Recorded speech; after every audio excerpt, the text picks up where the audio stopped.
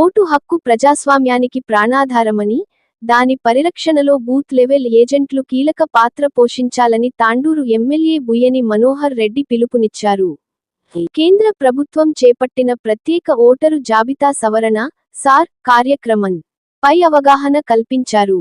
CM Revanth Reddy, TPCC అధ్యక్షుడు మహేష్ కుమార్ గౌడ్ ఆదేశాల మేరకు ఎమ్మెల్యే బీఎంఆర్ ఆధ్వర్యంలో తాండూరు పట్టణంలోని వినాయక కన్వెన్షన్ హాల్లో కాంగ్రెస్ పార్టీ బీఎల్ఏల కోసం ప్రత్యేక శిక్షణ శిబిరం నిర్వహించారు.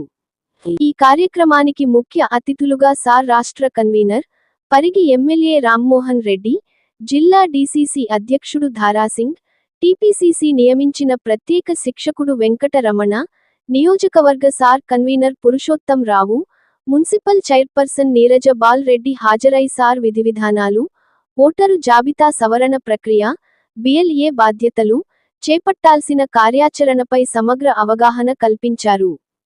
ఈ సందర్భంగా ఎమ్మెల్యే బుయ్యని మనోహర్ రెడ్డి మాట్లాడుతూ, ఓటు హక్కు ప్రజాస్వామ్యానికి మూలస్తంభమని పేర్కొన్నారు. ప్రస్తుతం అమలవుతున్న సార్ ప్రక్రియ ప్రజాస్వామ్యానికి ముప్పుగా మారే అవకాశం ఉందని ఆందోళన వ్యక్తం చేశారు. గతంలో పలు సందర్భాల్లో ఓటరు జాబితా సవరణలు జరిగినప్పటికీ, ప్రస్తుత పరిస్థితులు భిన్నంగా ఉన్నాయని అన్నారు. నకిలీ ఓట్లు, డబుల్ ఓట్ల తొలగింపే ప్రధాన లక్ష్యంగా ఉండాల్సిన సార్ ప్రక్రియ కొన్ని రాష్ట్రాల్లో రాజకీయ ప్రయోజనాలకు వాడబడుతోందని ఆరోపించారు.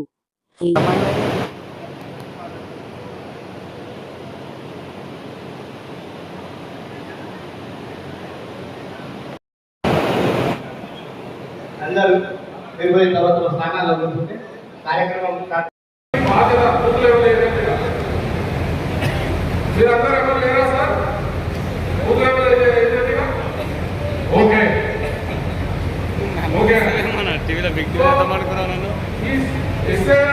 స్పెషల్ ఇంట్రెస్ట్ ఓటర్ జాబితా ప్రత్యేక సమగ్ర సవరణ.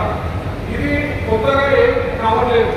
ఇంతకు ముందు కూడా భారతదేశంలో స్వాతంత్రం వచ్చినాక దాదాపు 10 సార్లు జరిగింది. కానీ అప్పుడు ఎవరికి తెలియదు.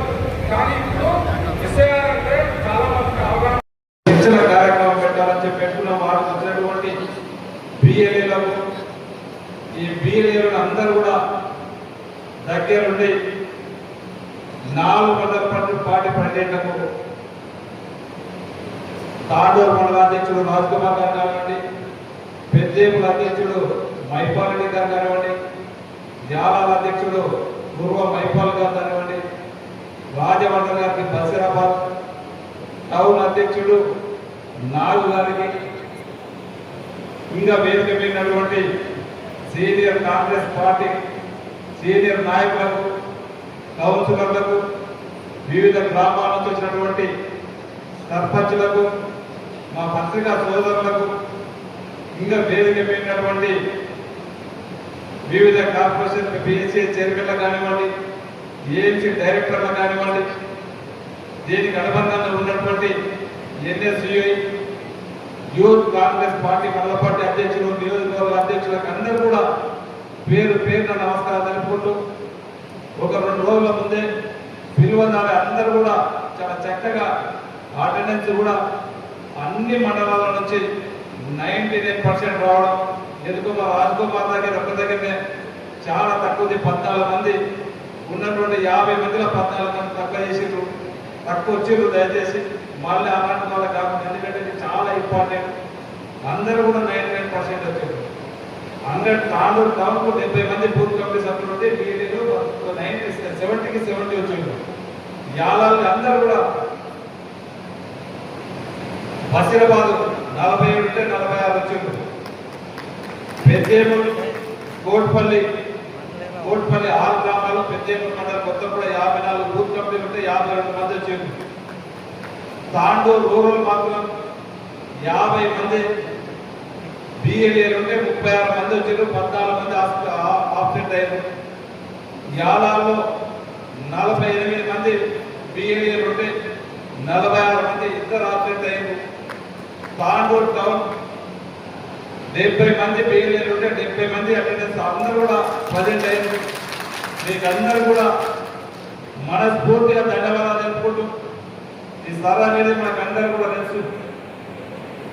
రేపు జరగబోయే సంక్షోభంలో సర్ అనేది ఓట్ల సవరణ అనేది ఈ ఒక్కరోజు ఈసారి జరగలేదు. 1951 నుంచి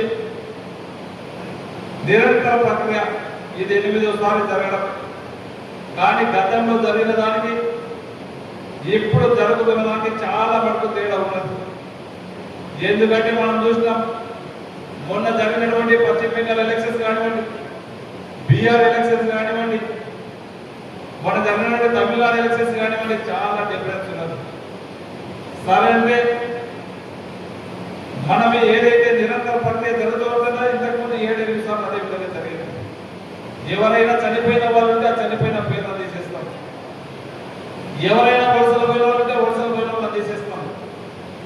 కానీ ఇప్పుడు ఉన్నటువంటి కేంద్రంలో ఉన్నటువంటి బీజేపీ గవర్నమెంట్ ఈ ఎలక్షన్ కమిషన్ ఏదైతే ఉందో, ఎలక్షన్ కమిషన్ అనేది ఎవరి నియంత్రణ ఉన్నది, ఇండిపెండెంట్ స్వేచ్ఛ ఉండదు.